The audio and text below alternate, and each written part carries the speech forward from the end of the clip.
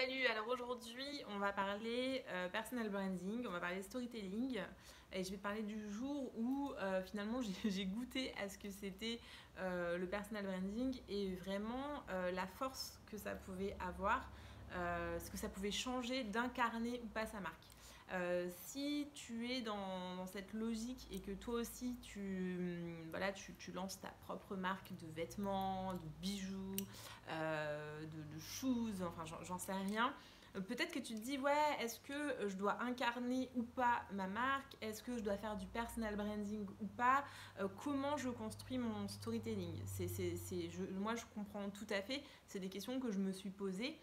Moi, si tu ne me connais pas, du coup, je vais en profiter pour me présenter. Moi, je suis Nati, la créatrice de la marque Inaden. C'est une marque de sac à main pour femmes que j'ai créée en 2013. Donc, tu vois, ça fait 7 ans que je développe ma marque, que je vis de ma marque. Elle est vendue en multimarque partout en France, à l'international.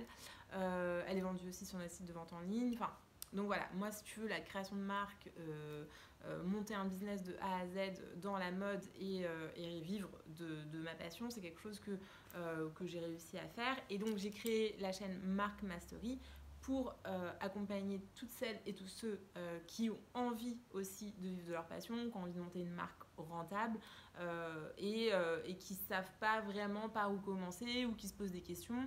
Et je partage du coup toute mon expérience, il y a zéro filtre. Je dis vraiment ce que je pense, je partage vraiment mes galères. Il y a plein de vidéos où je te raconte un peu bah voilà, les erreurs que j'ai commises, ce que j'ai appris. Enfin voilà, l'idée c'est vraiment ça. Donc si c'est pas déjà fait, je t'invite à t'abonner à la chaîne en cliquant sur le bouton s'abonner. Tu peux cliquer sur la petite cloche pour avoir les notifications quand il y a des vidéos. Il y en a 3 par semaine et je réponds à des questions qu'on me pose sur mon groupe Facebook, à des questions que mes coachés me posent, à des questions qu'on me pose aussi régulièrement ou que j'ai déjà entendues. Ou tout simplement des questions qui peuvent être utiles ou que tu te poses toi quand tu veux monter ta marque et que tu veux vivre de ton business. Alors, le storytelling, c'est un truc dont tu as déjà dû entendre parler. C'est finalement l'art de raconter des histoires, en tout cas de vendre des histoires, parce que, comme je le disais dans ma vidéo, créer une marque forte, les gens, ils n'achètent pas des produits. J'en parle aussi dans ma vidéo sur le marketing émotionnel. C'est fini, j'en parle dans mes vidéos sur le storytelling, c'est fini, fini, fini. Les gens, ils n'achètent pas un produit pour répondre à un besoin, même s'ils sont convaincus du contraire, même si toi-même, quand tu achètes, tu es convaincu du contraire, tu achètes et dans 70% des cas, il y a plein d'études qui le prouvent, dans 70% des cas, tu achètes parce qu'il y a une émotion qui a été générée. Et c'est normal, c'est comme ça, enfin tu vois, il n'y a pas de mal, mais il faut le savoir parce qu'à partir du moment où tu montes un business et que tu as envie d'en vivre et donc que tu as envie de vendre tes produits, il faut savoir comment ça marche, tu vois. Il faut savoir pourquoi les gens ils achètent.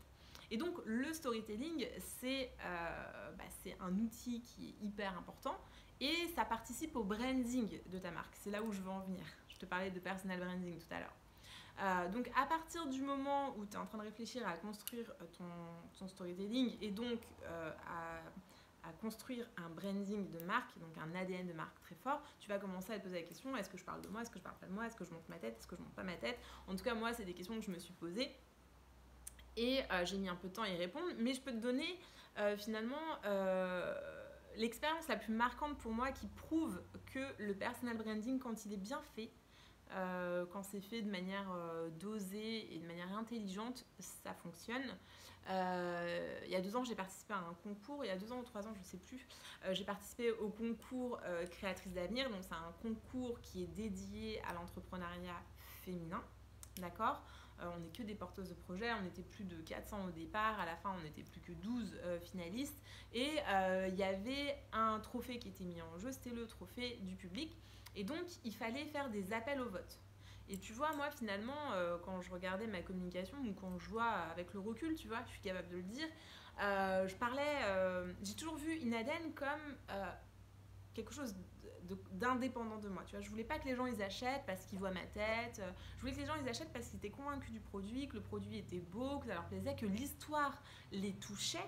Et donc, j'avais jamais eu la tentation et j'avais jamais utilisé, si tu veux, cet argument de me montrer, de montrer qui j'étais, de raconter que je partais en Éthiopie, de montrer quand je partais en Éthiopie, comment ça se passait là-bas. Enfin, tu vois, j'avais jamais utilisé ce côté très très personnel en fait de la marque, parce que effectivement Inaden c'est un peu mon bébé, tu vois. Je veux dire, Inaden c'est moi du début à la fin, sauf qu'il n'y a pas que moi, il y a plein d'autres gens qui participent et qui fabriquent mes produits, et c'est eux surtout que je veux mettre en avant. C'est grâce à eux aussi que cette marque existe.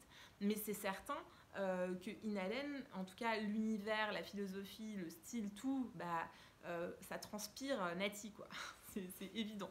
Mais c'est vrai que même ma tête, aujourd'hui, il y a une photo de moi sur le site, on me voit, je parle à la première personne, etc. Mais pendant très longtemps, c'était pas du tout le cas, tu vois. Et ça m'a pas empêché de vendre. Je suis pas en train de dire que si tu le fais pas, tu vendras pas. Parce que moi, pendant des années, j'ai pas fait de personal branding et j'ai vendu mes produits, j'ai vendu ma marque. Enfin, tu vois, ça m'a pas empêché de créer une communauté. Mais par contre, lorsque j'ai été dans ce cas de figure où il fallait que je fasse des appels au vote, eh ben, j'ai dû prendre la parole, tu vois. Parce que moi, voilà, j'ai un peu l'esprit de compétition. Voilà, moi, tu me mets au défi, j'y vais, j'y cours, quoi. Donc, j'ai dit, ok, on va jouer le jeu, on va y aller. Et en fait, bah, tu vois, j'ai joué le jeu, j'ai été sur les réseaux sociaux, j'ai fait des vidéos, j'ai été dans des groupes Facebook, j'ai parlé de mon projet, j'ai parlé de moi, j'ai raconté pourquoi je suis allée jusqu'en Éthiopie pour aller faire fabriquer des sacs. Tu vois, j'ai fait tout un travail de communication, mais en plus de manière complètement improvisée, si tu veux, parce qu'en même temps, j'avais une boutique éphémère, enfin, tu vois, qui était ouverte 7 jours sur 7, de 10h à 19h à Orlyville, enfin donc à l'Aéroville, tu vois, c'est le grand centre commercial qui est juste à côté de Orly. On était en pleine période de fête de fin d'année, donc enfin bref, autant te dire que j'étais déjà sous l'eau, et donc j'avais pas prévu un plan de communication tout prêt. Mais quand on m'a expliqué que c'était ça qu'il fallait faire de l'appel au vote, je me suis dit bah il faut y aller.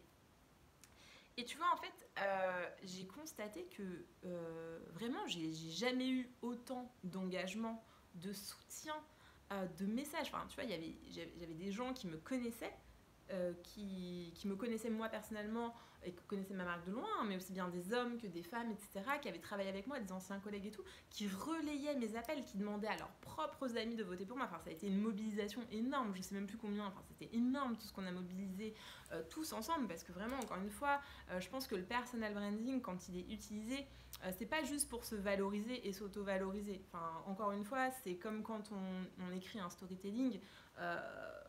Parler de soi pour parler de soi, ou s'auto-valoriser, ou s'auto-lancer des fleurs, franchement, ça sert à rien, ça marche pas.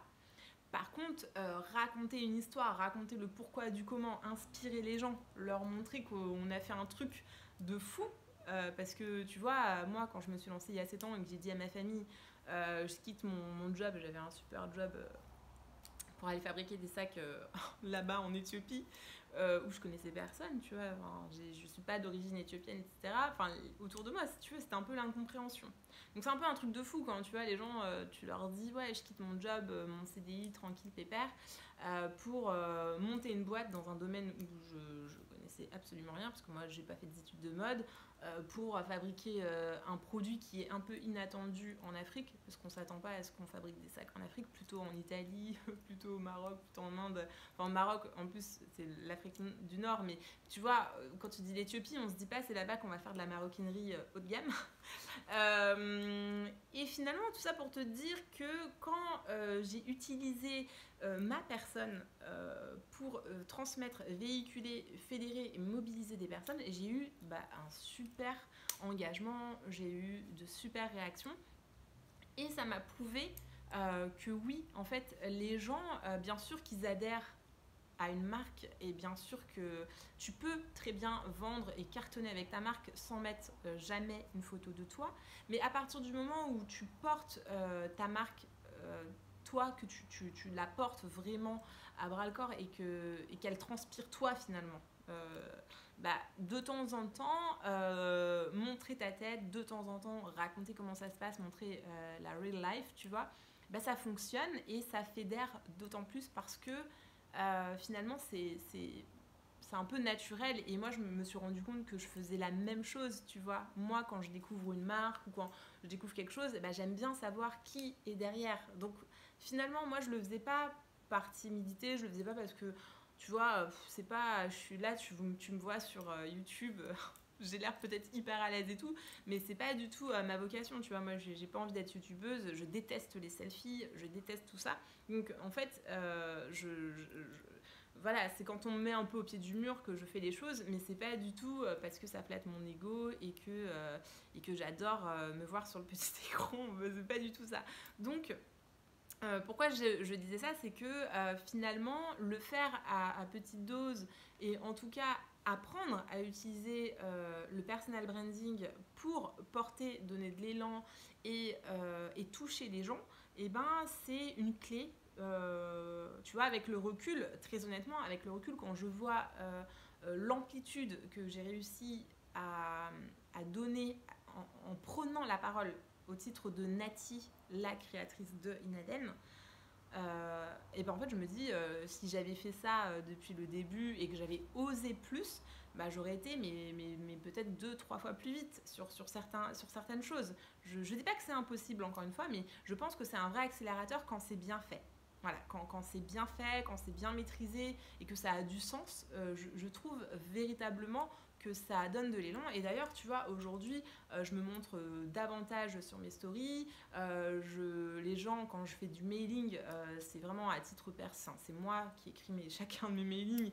Je signe natif. Enfin, tu vois, donc je construis cette relation de proximité avec mes fans, avec ma communauté, avec mes clientes. C'est hyper important. Et je trouve qu'en termes de storytelling, bah, c'est un peu la clé pour créer de l'émotion et finalement générer cet attachement, ce sentiment d'identification, ce partage des valeurs avec les gens que tu cibles. Donc voilà, c'était mon retour d'expérience sur le personal branding dans le cadre du storytelling. J'espère que mon retour d'expérience, toi, peut t'apporter des clés, peut te donner des idées. N'hésite pas à me dire en commentaire si toi, tu te vois incarner ta marque, si tu as envie de parler à la première personne. Enfin, comment tu envisages le storytelling, ou en tout cas le personal branding dans ton storytelling de marque? Est-ce que c'est quelque chose qui te fait peur? Est-ce que ça t'inquiète? Enfin, moi, je t'avoue qu'au début, j'étais pas du tout à l'aise avec ça.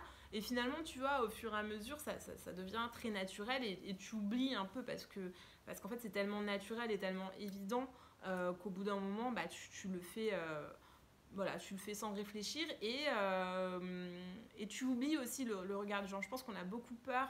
On se dit, enfin, comment les gens vont nous percevoir? Est-ce que ça va être beaucoup...